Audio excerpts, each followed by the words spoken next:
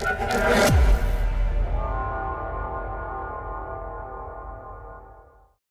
नमस्कार।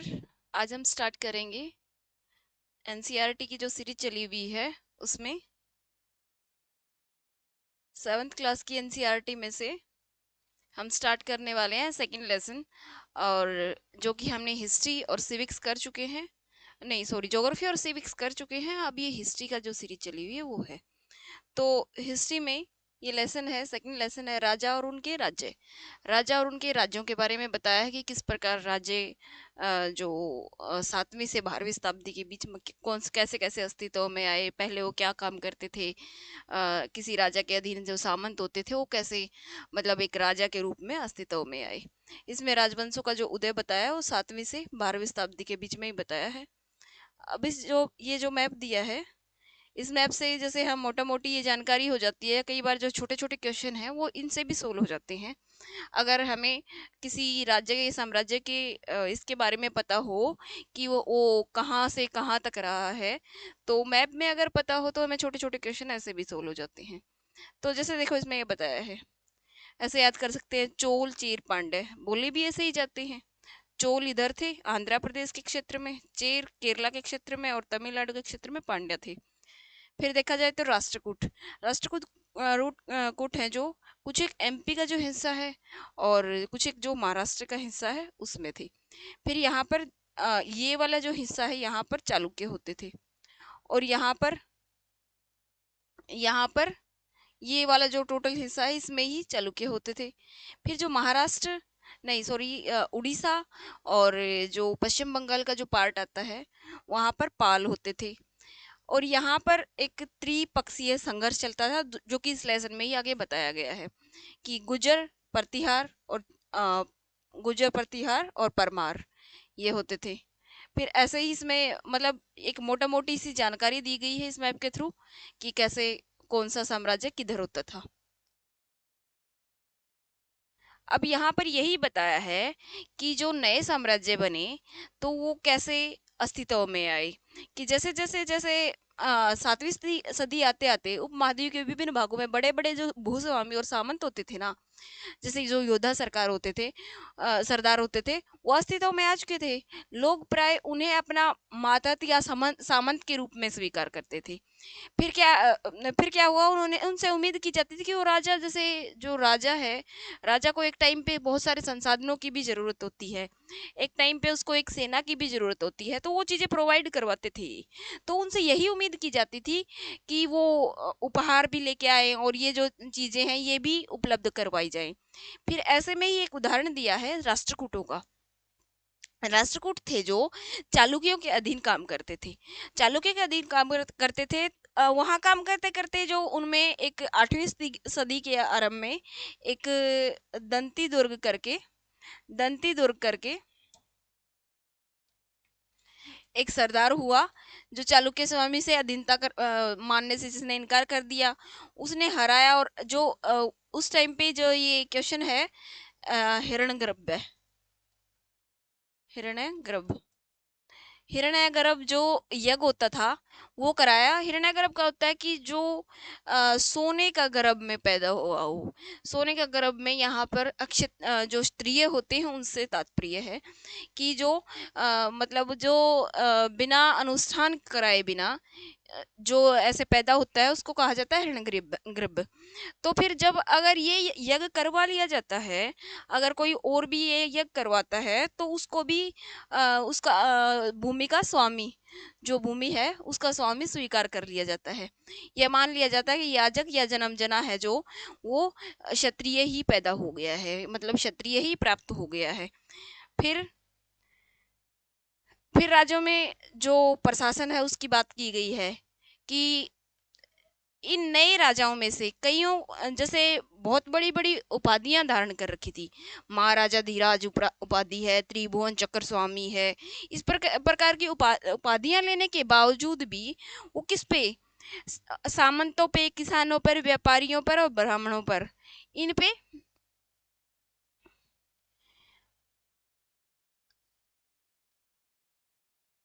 इन पे निर्भर थे। अच्छा, इन सभी राज्यों में उत्पादक, किसान, पशुपालक, कारीगर, ये जो संसाधन इकट्ठे किए जाते थे, इनको अक्सर उत्पादों का एक हिस्सा त्यागने के लिए मनाया जाता था। मतलब बाध्य किया जाता था कि ये चीज एक हिस्सा छोड़ना है। कभी कभी इन हिस्से को लगान मारकर भी वसूल कर लिया जाता था।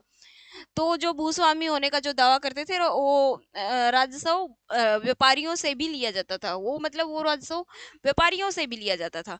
400 कर 400 कर में ये बताया है कि जो तमिलनाडु का क्षेत्र है वहां पर बहुत सारे करों की बात की गई है। कोई कर, जैसे यहाँ तक की कर कि घर में जो छज्जा बाहर निकाल लिया है उसका भी कर है।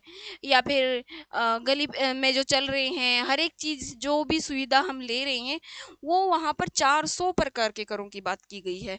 अब यहाँ पर जो तमिलनाडु के जो क्षेत्र में एक वेट्टी नाम का जो कर है, जो वेट्टी नाम का जो कर है, जो नगद की बजाय जबरन सरम के रूप में लिया जाता था। यानी जबरन सरम और कदमाई, यानी जैसे कहते थे ना कि ये तो कदमाई हमारे घर का नौकर है, ऐसे करके कहा भी जाता है।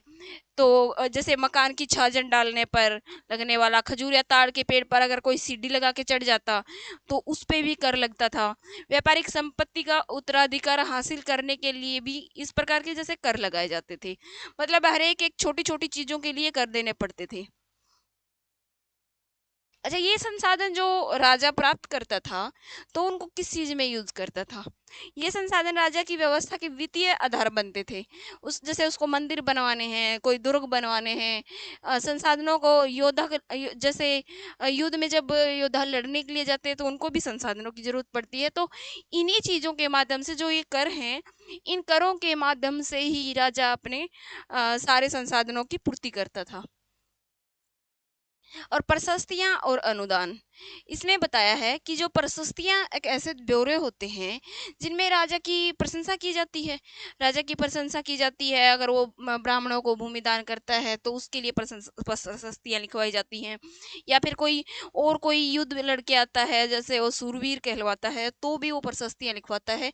जैसे ये प्रशस्तियां ही हैं। जैसे कोई ब्राह्मण को अगर कोई राजा भूमि दान करता तो इस तरह की प्रशस्तियां लिख के दी जाती थी।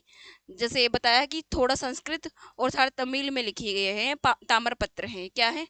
ताम्रपत्र हैं। ताम्रपत्र हैं जो का संग्रह, जो 9वीं सदी के में शासकों द्वारा जो भूमि अनुदान के उल्लेख है ना, जो वो उन इन पे दिए गए हैं।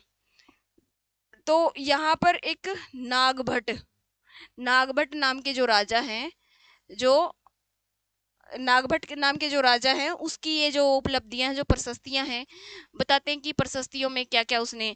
अभी जो नागभट्ट है, इन्होंने अपनी जो ग्वालियर में है वहां पर इसकी इनकी प्रशस्ति मिली है, जो कि कौन से वंश के राजा थे?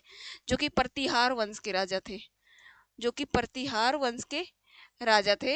इन्होंने जैसे सिंध है, विदर्भ है, कलिंग है, जो आज उड़ीसा कहा जाता है, उस पे अपनी विजय प्राप्त की थी। और जैसे यहाँ पर भी दिया है, जो उसने मतलब चक्रयुद्ध में उनको विजित किया था फिर से।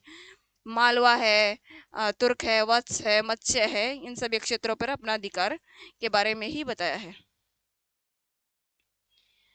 फिर भूमि के साथ क्या क्या किया जाता था? भूमि के साथ क्या किया जाता? जैसे चोलों के द्वारा, यहाँ पर बताया है, यह चोलों के द्वारा दिए गए भूमि अनुदान के तमिल भाग का एक अंश है। जैसे बताया है कि इसमें क्या क्या किया जाता था। हमने मिट्टी की मेड़े बनाकर, साथ ही कांटेदार झाड़ियां लगाकर भूमि की सीमाओं को चिन्हित कर दिया है। इन भूमि पर ये चीजें जैसे फलदार वृक्ष हैं, पानी है, भूमि है, बगीचे हैं, फलोद्यान है, कुएं हैं, खाली जगह हैं, चरागाह हैं, गांव है, जैसे बावरियां बोली जाती हैं, जो चबूतरे हैं, नहरें हैं, खाइयां, नदियां, दलदली जमीन, हौज, अनागार, जो ये जो चीजें हैं, मतलब ये ऐसी जगह, ये भूमि वसूली के लिए ये जगह चिन्हित कर दी जाती थी। अगर भूमि पर ये काम हो रहे हैं तो उनसे जुर्माना वसूल किया जाता था।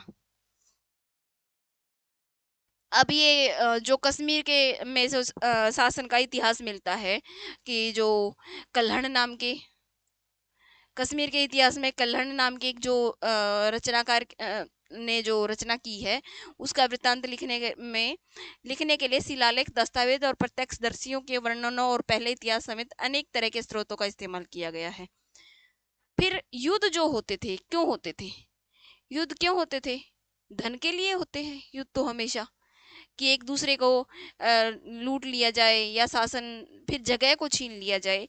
फिर यहाँ पर 2 या 3 उदाहरण दिए हैं। जैसे मैंने जब मैप दिखाया था तो गुर्जर प्रतिहार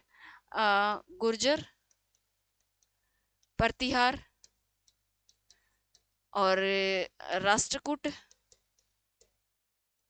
और पाल वंश की बात की थी के शासक सदियों तक कन्नौज के ऊपर, जो एक कन्नौज नाम की जो जगह है जो आज यूपी में पड़ती है, वेस्टर्न यूपी में पड़ती है, उस जगह के लिए इन तीनों का संघर्ष चलता रहा है सदियों तक ये संघर्ष आपस में चलता रहा। लंबी लड़ाई में 3 पक्ष के इतिहासकारों में इसकी चर्चा त्रिपक्षीय संघर्ष, ये ट्रिपटाइट, ये आ रहा है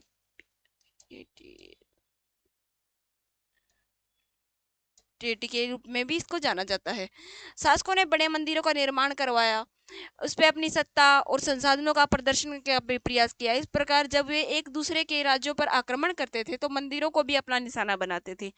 जब कहीं भी एक जगह से दूसरी जगह पर जब आक्रमण किया जाता था तो वो मंदिरों को भी तोड़ते थे, स्वाभाविक सी बात है। अब ये जब मंदिर में तोड़ने के उदाहरण के नाम पर जब बात आती है तो जो 17 बार आक्रमण करने वाले मोहम्मद महमूद गजनबी की बात, मोहम्मद गजनी की बात, मतलब इसमें बस इतना ही बताया है कि 17 बार आक्रमण किया था जो मोहम्मद गजनी है उसने, युद्ध में धन वगैरह लूटने के लिए वो मंदिरों को लूट ले जाता था और बहुत सारे लोगों के घरों में से ऐसे धन लूटने के लिए उसने ही बार बार आक्रमण किया है। और जो उसका सोमनाथ का आक्रमण है वो सबसे मेन माना जाता है।